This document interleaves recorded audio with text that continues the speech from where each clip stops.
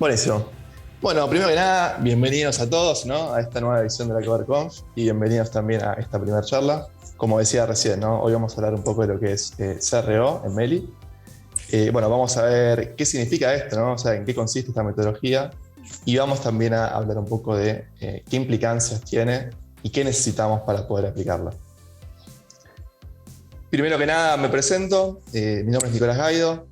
Bueno, como decían también, trabajo en Mercado Libre, tengo el rol de Business Intelligence Analyst.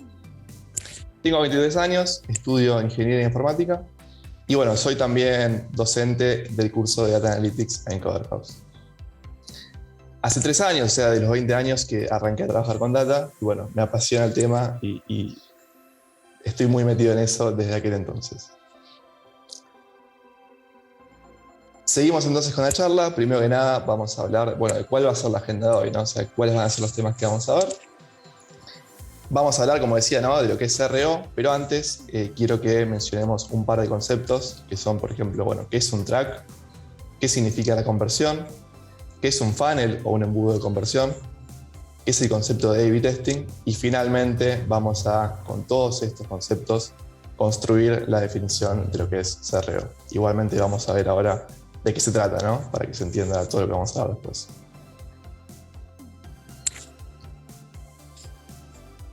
También, antes de empezar, quiero contarles un poco, bueno, qué es lo que hacemos, ¿no? En Mercado Libre en el equipo de Data y Analytics, del que yo soy parte. Principalmente, traqueamos y analizamos la información relacionada al comportamiento de nuestros usuarios. ¿Por qué nos interesa, ¿no? Saber qué hace el usuario? Bueno, porque la idea es poder mejorar la experiencia y no hay mejor forma de mejorar su experiencia que entender qué es lo que hace esa persona en mi sitio. Si yo entiendo qué quiere hacer el usuario, voy a poder facilitarle la vida, voy a poder hacer que le sea más sencillo hacerlo. Bueno, ¿con qué objetivo también? O sea, con el objetivo de optimizar nuestro flujo de conversión. Ahora vamos a ver un poco de qué se trata eso. Y bueno, y de poder tomar también decisiones basadas en data. ¿Cómo hacemos, no, para traquear todo esto, para optimizar nuestros flujos? Bueno, somos un equipo cross, trabajamos codo a codo con muchos equipos distintos, por ejemplo, desarrollo IT, con producto, con negocio, con marketing también. Y bueno, utilizamos varias herramientas, algunas son desarrolladas in-house por Mercado Libre y otras son herramientas que son líderes del mercado, que algunos tal vez conozcan. Y bueno, en caso igual que no las conozcan, vamos a mencionarlas y hablar un poco. Y ahora sí, bueno, ¿no? O sea, la charla se trata de CRO, es importante saber qué es, ¿no? Y bueno, como un poco ya adelantábamos, es una metodología que a mí me va a permitir encontrar mejoras en la experiencia del usuario y en la conversión de determinados flujos. ¿En qué nos basamos para poder aplicar CRO? Bueno, vamos a tener que tener algunos datos, tanto cualitativos como cuantitativos, para poder analizarlos, para llegar a alguna conclusión, a algún insight y para definir cuáles van a ser los puntos de mejora en la experiencia de cada uno de mis usuarios. Bueno, ahora sí hablamos entonces de qué son los tracks. Bueno, y la primera pregunta que nos va a surgir, ¿no? Es ¿qué es un track, justamente? Bueno, un track o un tracking code es una porción de código en JavaScript que va en el head de cada una de mis páginas web. ¿Qué hace el tracking code o para qué sirve? Bueno, va a ser el que se encargue de enviar la información de la actividad del usuario a los distintos storage centers desde los cuales después nosotros vamos a poder explotar esos datos para llegar a algún accionable o obtener algún insight. Tenemos dos tipos de tracks distintos. Tenemos lo que son del tipo view, que podría ser cuando el usuario visualiza una página. Acá imagínense si yo entro a la home de Mercado Libre o si yo entro a la descripción de un producto. Bueno, me va a interesar saber, ¿no?, que el usuario vio esa pantalla. Y también tenemos los tracks del tipo event, que justamente lo que van a indicar es cuando el usuario acciona o realiza algún evento, una actividad en la página. Acá imagínense que podría ser, bueno, que el usuario customice algún producto cambiando su color, que el usuario toque el botón de comprar o distintas acciones que se pueden hacer en el sitio. ¿Cómo funcionan los tracks? Bueno, acá quedó medio desfasado, pero el track surge, ¿no?, desde los dispositivos de los usuarios. Desde ahí este código JavaScript se va a encargar de enviar la información a, bueno, como decíamos antes, ¿no?, nuestros distintos data centers para poder después analizarlos y obtener algún insight. Y acá es importante saber, ¿no?, o contar que tenemos que ser inteligentes a la hora de elegir qué traqueamos y qué no, porque bueno, cada uno de estos tracks va a implicar posteriormente un costo de almacenamiento y de procesamiento. El criterio que usamos para elegir cuáles van a ser los tracks que vamos a guardar o no es el siguiente. Si podemos responder a alguna pregunta con ese track, lo vamos a almacenar. Si no, entonces no es necesario. ¿Cuál podría ser, por ejemplo, alguna de estas preguntas? Bueno, ¿qué hace el usuario en mi sitio después de ver un producto? ¿O qué productos buscan los usuarios en mi sitio? ¿O qué categoría de producto es la más visitada? Bueno, esas van a ser distintas preguntas que vamos a poder resolver analizando los tracks que enviamos. Bueno, ¿qué herramientas usamos también para traquear, no? Actualmente utilizamos dos herramientas y cada una va a almacenar su información en tablas distintas. Por un lado tenemos Google Analytics, que es una herramienta, bueno, obviamente desarrollada por Google. Es una herramienta líder en lo que es analítica digital. Y por otro lado tenemos Melidata, que es una herramienta que desarrollamos in-house dentro del Mercado Libre para cubrir algunas necesidades que tal vez Google Analytics no nos permitía terminar de cubrir. Ahora vamos a hablar un poco más de esto igual.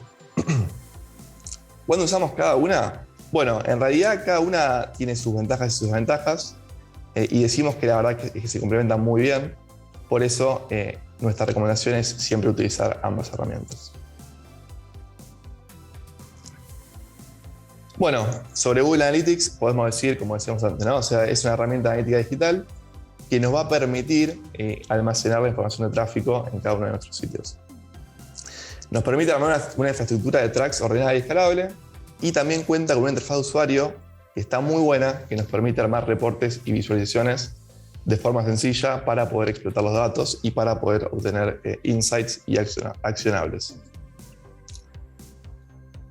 Por otro lado tenemos a Melidata, que bueno, como contaba, es un desarrollo interno. Se va a encargar de traquear también la información del sitio. Lo interesante también es que nos disponibiliza esta información en tiempo real. Yo puedo saber en un mismo día, con minutos de diferencia, qué es lo que está pasando en mi sitio. Y bueno, puedo verlo también tanto a nivel web como a nivel app. También Melidata nos provee con un framework de A/B testing, más tarde vamos a hablar de qué es esto, para poder crear experimentos y medir su impacto en la conversión y experiencia del usuario. Bueno, decíamos que cada una de estas herramientas tenía sus pros y sus contras, pero que se complementaban, ¿no? Profundicemos un poco ahí. Como contaba, Google Analytics tiene una interfaz de usuario que nos va a permitir simplificar las consultas. Esto nos sirve, nos aporta valor, porque no todo el público que se dedica a la explotación de estos datos tiene un perfil tan técnico y está bueno tener una interfaz gráfica que nos permita explotar la información de forma sencilla. A su vez, como es una herramienta desarrollada por Google, tiene una muy buena integración con otros productos de Google. Por ejemplo, tenemos Google Ads, que nos va a permitir personalizar los distintos anuncios que voy a mostrarle a distintos segmentos de usuarios. Además, bueno, como yo puedo personalizar mis distintas campañas de publicidad, voy a poder hacer un seguimiento y ver cómo está performando cada una de ellas. Como desventaja o como impedimento, nos ocurre que al ser una herramienta desarrollada por Google y no por nosotros, tenemos que adherirnos o limitarnos al formato de tracks que Google Analytics nos obliga a enviar, ¿no? O sea, hay ciertas estructuras de datos o tipos de datos que nosotros querríamos enviar que Google no nos permite. Bueno, por eso es también un poco que surge Melidata. Nos pasaba que a veces queríamos traquear ciertas cosas que no teníamos manera de traquear en Google Analytics, o que tal vez sí lo podíamos traquear, pero a la hora de explotarlos era muy complejo. En ese sentido, entonces surge la idea de desarrollar una herramienta interna que sí, esta vez nos va a permitir traquear una infinidad de parámetros de la forma que nosotros querramos y cómo querramos, ¿no? Además, contaba que tiene un framework de A/B testing que nos va a poder permitir implementar y medir la performance de distintos experimentos. Bueno, una contra que tiene Melidata es que no tiene una interfaz de usuario como la de Google Analytics, y entonces cada vez que yo quiera explotar los datos de Melidata voy a tener que hacerlo directamente con una consulta a la base de datos. Bueno, Pasamos ahora a hablar de lo que es la conversión. Bueno, ¿qué es la conversión? Va a ser básicamente una actividad que los usuarios van a realizar en mi sitio y que está asociada al éxito de mi negocio, ¿no? En el caso de Mercado Libre, se imaginan que la acción principal que yo quiero que el usuario realice en mi sitio va a ser hacer una compra, ¿no? Pero esto puede variar según distintos tipos de sitios. Si yo tengo, por ejemplo, un blog, mi conversión podría ser que un usuario se suscriba a mi blog. En el caso de la CoderConf, por ejemplo, hubo un formulario donde ustedes se podían inscribir para participar. Bueno, para CoderHouse, cada envío de ese formulario se podía considerar una conversión. Además, decimos dentro de lo que es conversión que tenemos la macro y la micro conversión. La macro conversión va a ser el objetivo final, en el caso de Mercado Libre podría ser la compra. Y bueno, la micro conversión van a ser todos los pequeños, distintos pasos que el usuario va a tener que hacer para llegar a la macro conversión. En este caso podría ser bueno, que el usuario se loguee en el sitio, que el usuario vea un producto, que el usuario toque el botón de comprar, y todos los pasos necesarios para llegar a esa compra. Y bueno, del concepto de conversión surge la métrica, ¿no? De lo que es la tasa de conversión. ¿Qué va a significar o qué va a representar? Bueno, es la proporción de visitantes de mi sitio que realizan ese objetivo que yo quiero, es decir, que conviertan. Es una métrica muy importante porque nos permite saber qué tan bueno soy yo guiando al usuario a que haga lo que yo quiero en mi sitio, ¿no? Imagínense que si yo tengo una baja conversión, bueno, esto puede ser por distintos motivos, pero podría ser que el usuario no entienda qué tiene que hacer en el sitio, o entienda qué tiene que hacer pero no sabe cómo, o tal vez se aburre, o tal vez no le cae una página. Entonces, bueno, es importante medir la tasa de conversión para entender qué pasa. ¿Cómo se calcula esta métrica? Bueno, va a ser la cantidad total de conversiones dividido por la cantidad total de visitantes de mi sitio. En este caso, imagínense que tenemos, no sé, 100 conversiones y 1000 visitantes. Bueno, mi tasa se va a calcular haciendo 100 dividido 1000. Me va a dar una tasa de conversión del 0.1. Yo ahí después puedo multiplicarlo por 100 y obtengo el valor porcentual que va a ser de 10%. Bueno, pasamos ahora a lo que es el concepto de un funnel. Pero bueno, antes de hablar de lo que es un funnel, tenemos que entender qué es un flujo de navegación, ¿no? Bueno, un flujo de navegación es el paso a paso que el usuario va a dar dentro de mi sitio. Y acá imagínense que nosotros tenemos infinitos flujos de navegación, ¿no? Porque el usuario puede entrar, salir, entrar de nuevo, ver un producto, ver otro, comprar otra cosa.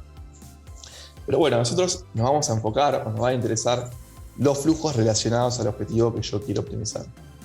O bueno, podríamos decir que van a ser los flujos cuya conversión yo quiero mejorar.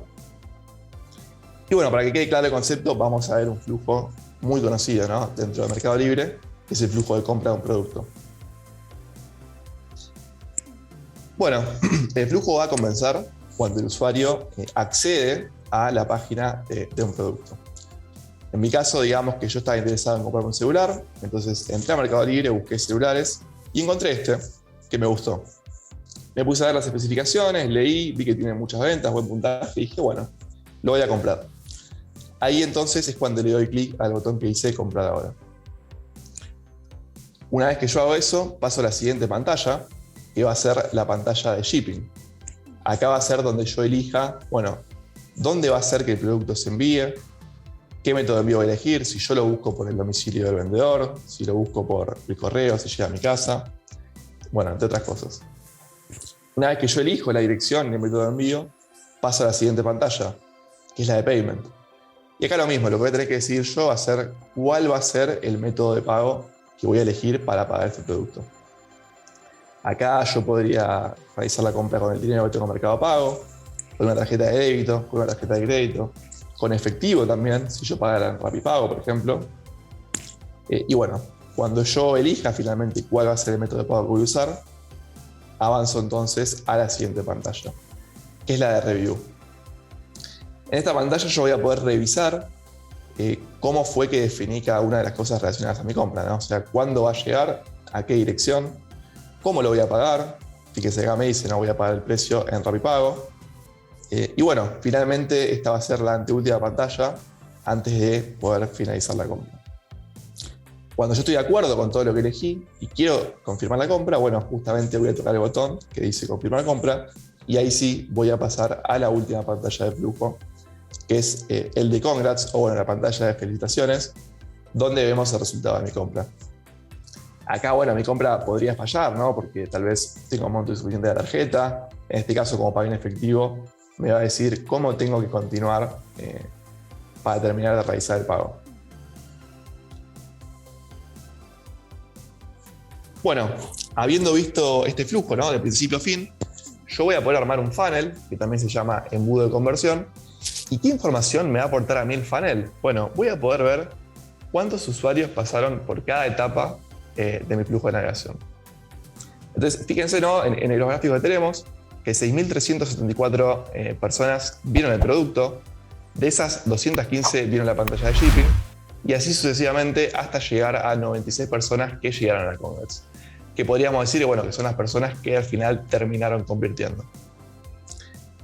¿Qué información me da el funnel? Además de saber cuánta gente hubo en cada etapa de flujo, bueno, saber qué porcentaje de usuarios pierdo en cada etapa y qué porcentaje de usuarios siguen navegando en el flujo. En este caso, por ejemplo, podemos hacer foco en el paso de payments y vemos que solamente un 55.32% de los usuarios que llegaron a payments avanzaron a la siguiente etapa, que es la de review. Bueno, vemos que el resto de pasos, por ejemplo de shipping a payments, tiene una conversión del 88% casi, de review congrats un 92%, y en este paso particular vemos que hay un porcentaje bastante bajo, ¿no? Entonces va a ser acá seguramente donde nosotros enfoquemos nuestros esfuerzos para mejorar el porcentaje de usuarios que avanzan. ¿Qué podría estar pasando acá? Bueno, si yo hago un deep dive, tal vez puedo darme cuenta de, no sé, el usuario cuando llega a payments puede, además de elegir un método de pago, cargar un método de pago. Entonces tal vez el usuario no está pudiendo cargar una nueva tarjeta de crédito por distintos motivos. Tal vez falla el servicio que valida si la tarjeta es válida.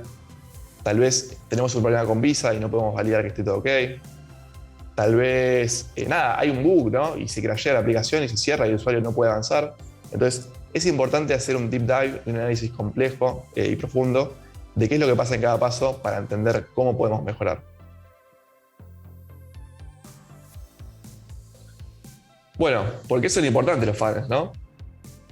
Principalmente porque nos van a permitir identificar dónde el usuario tiene un pain, o sea, dónde el usuario le está costando avanzar en el flujo.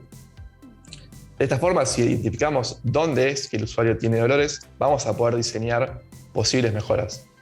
¿Cómo lo vamos a hacer esto? Bueno, implementando seguramente algún cambio en la experiencia con el UX o con el UI, o también implementando A/B testing, que es el siguiente tema que vamos a mencionar. Además, si yo a los funnels le doy seguimiento, son una buena herramienta para detectar issues en el flujo de navegación.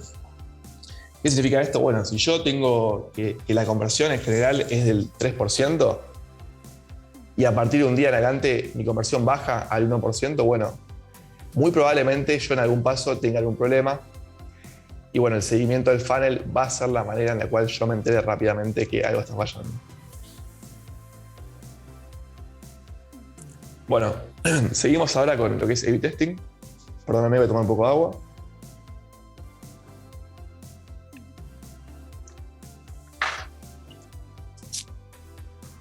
Y bueno, la primera duda que va a surgir, como siempre, ¿no? Es ¿qué es el A/B testing? Y bueno, es un poco lo que vemos acá, ¿no? O sea, yo voy a mostrarle al usuario distintas alternativas de alguna pantalla, de alguna funcionalidad, y voy a querer medir cuál es mejor.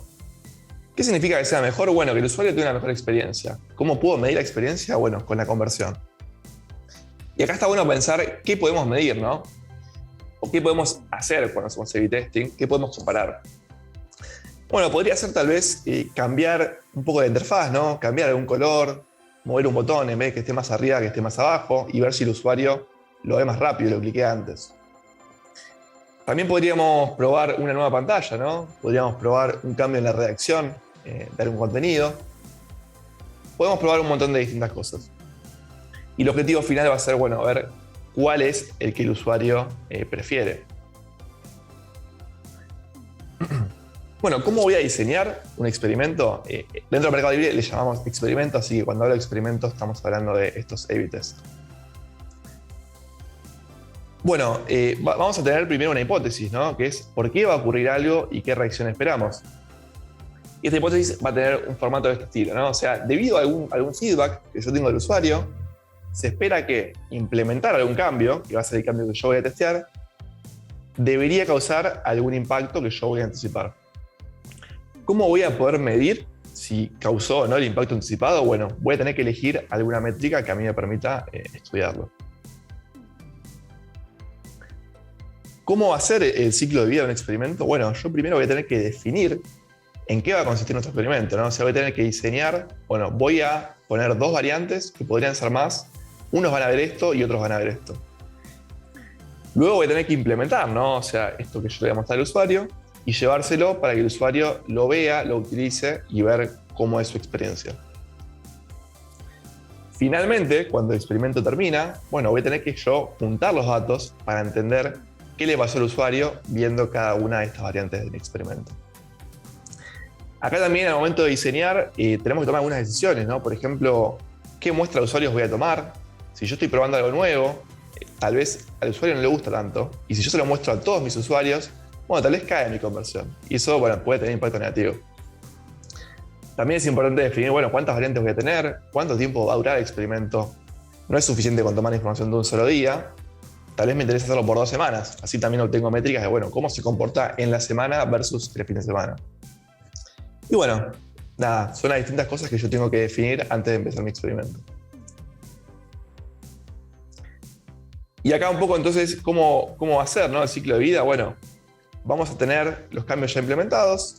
Algunos usuarios van a ver la variante A, otros usuarios van a ver la variante B. En ambos casos, estos usuarios van a estar participando, ¿no?, en mi experimento.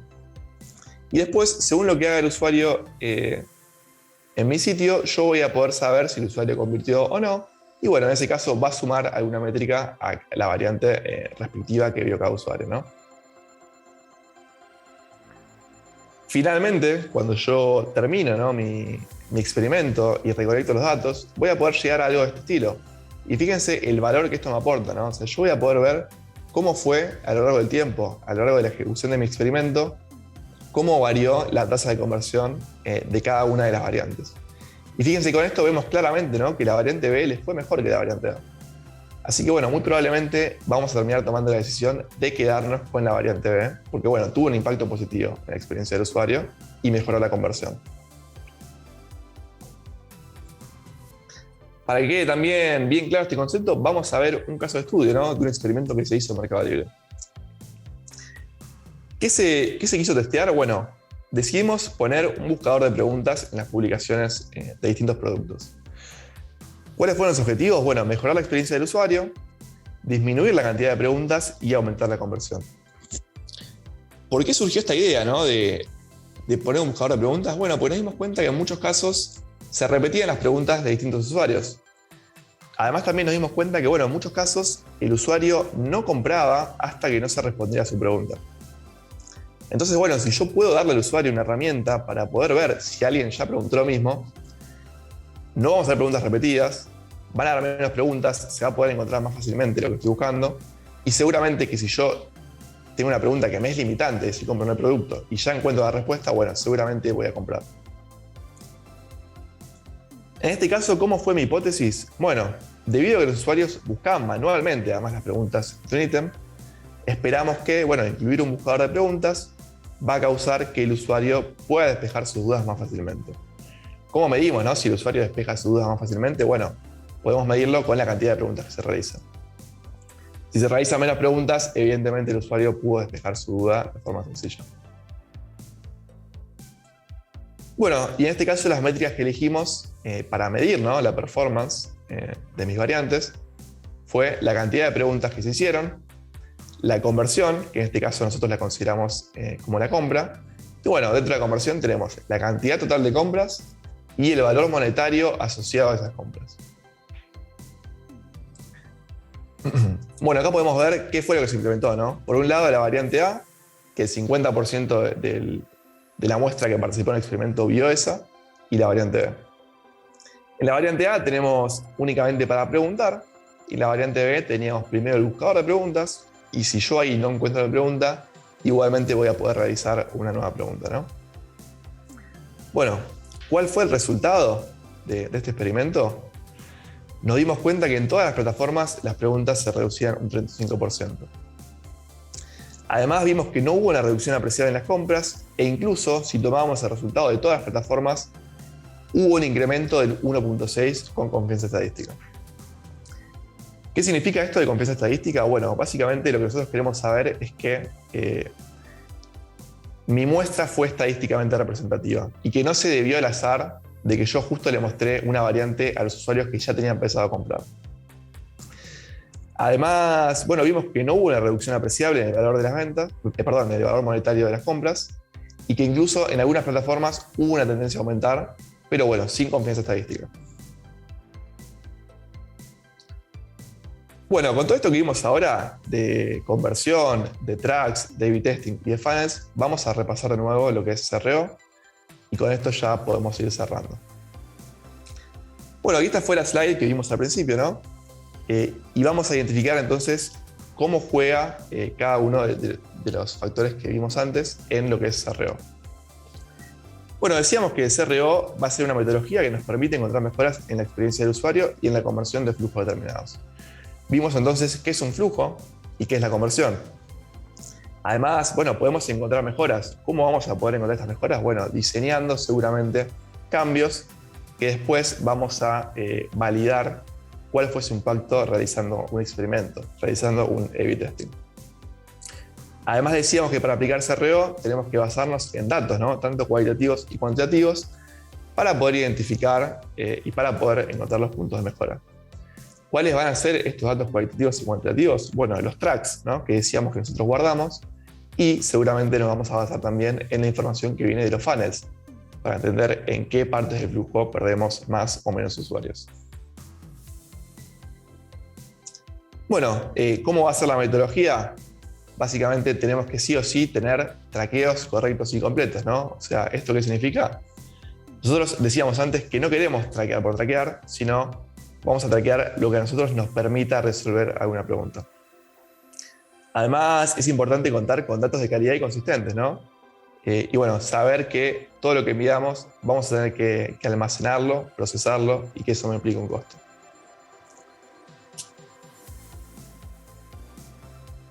Bueno, después también van a ser vitales, ¿no? Los funnels. Y es importante que entendamos también en qué proyecto o en qué iniciativa yo voy a realizar CRO. No es lo mismo, bueno, querer optimizar un flujo de la compra de un producto para el usuario que el flujo de publicación para la venta de un vendedor, ¿no? O podría ser incluso un flujo completamente distinto de transferir dinero entre usuarios de Mercado Pago. Entonces, nada, es importante que sepamos y entendamos en profundidad cuál va a ser el flujo que yo quiero optimizar y cuál va a ser el flujo que el usuario recorre. Nada, utilizando los funnels también podemos identificar cuáles son los pasos donde perdemos más usuarios para poder enfocar esfuerzos y optimizarlos. Bueno, también es importante que tengamos una dinámica ágil en lo que es A/B testing. Contábamos, ¿no?, que teníamos Melidata, que tiene un framework para integrar con A/B testing de forma tal que vamos a poder implementar experimentos y obtener los resultados en forma sencilla. También es importante que se involucren los equipos de UX y de UI para diseñar nuevos experimentos, ¿no?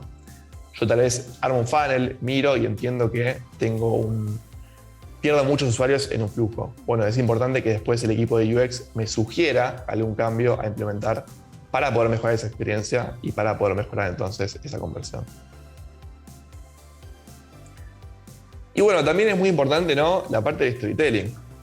Está muy bueno que seamos estratégicos y que sepamos, ¿no?, comunicar a los sponsors y líderes de distintas iniciativas qué impacto tiene nuestro trabajo y qué impacto tiene la pérdida o la mala conversión, ¿no? Antes de aplicar CRO, está bueno que nosotros podamos decir, bueno, estamos perdiendo esta cantidad de usuarios. Pero tal vez no es tan explicativo, ¿no? O no representa tan claramente la pérdida que a mí genera eso. Entonces yo puedo decir, bueno, yo estoy perdiendo 30% de usuarios y esto se traduce en una pérdida de $1 millón por semana. ahí seguramente que, bueno, los sponsors se van a poner las pilas para poder resolver estos problemas. Y bueno, una vez que ya identificamos, ¿no?, los problemas, identificamos formas de mejora, hicimos un A/B testing, podemos entonces también saber, bueno, qué impacto tuvo mis cambios y mis esfuerzos en esta conversión. Acá podría ser entonces, bueno, yo mejoré, ¿no? Ahora en vez de perder un 30% de usuarios, pierdo un 10%. ¿Qué impacto me genera a mí eso? Bueno, tal vez ahora vendo un 2% más. Y eso es un impacto bastante grande, ¿no?, lo que es la cantidad de ventas que Mercado Libre tiene. Bueno, acá también es importante cómo lo presentamos, ¿no? No es lo mismo presentar un Excel con resultados que un PowerPoint, una infografía, un dashboard. Ahí tenemos distintas herramientas. Bueno, y ahora vamos a ver entonces lo que es el resumen, y con esto ya podemos ir cerrando, de qué es lo que hacemos cuando hacemos CRO, ¿no? Entonces, en principio, vamos a traquear para entender qué es lo que nuestros usuarios hacen y cómo interactúan en el sitio. Vamos a medir también distintas métricas para entender qué tan buenos somos guiando al usuario a cumplir nuestros objetivos. Acá podemos medir, por ejemplo, la conversión, pero no es lo único que podemos medir. En el caso del experimento que vimos recién, podemos medir también la cantidad de preguntas que el usuario hizo, y eso nos va a explicar cuál fue el impacto de mi experimento. Armamos también funnels, ¿no?, para entender cómo se comporta el usuario en los flujos y entender dónde están los dolores y los mayores dropouts. Esto va a ser, bueno, dónde es que perdemos un mayor porcentaje de usuarios. Y bueno, también hacemos A/B testing para buscar e implementar distintas alternativas, distintos cambios en la experiencia, bueno, y ver y entender cuál es el impacto que estos cambios tuvieron en la experiencia del usuario y finalmente en la conversión. Como ven, todo lo que hacemos cuando hacemos CRO tiene un foco muy grande en el usuario. ¿Por qué es esto? Bueno, porque la idea es que si el usuario tiene una mejor experiencia, seguramente que va a volver al sitio y va a volver a usar nuestros servicios. Y bueno, además, si su experiencia es mejor, seguramente su conversión es mejor. Y acá decimos, bueno, que si el usuario tiene una buena experiencia y si el usuario es feliz usando nuestro sitio, nosotros desde Mercado Libre también vamos a estar felices, porque bueno, se va a traducir seguramente en una mayor cantidad de ventas. Con esto podemos ir cerrando. Creo que estamos medios justos para preguntas. Así que nada, les dejo mis datos. Muchas gracias por asistir. Y bueno, espero que se entretengan con el resto de las charlas que siguen en esta CoderConf.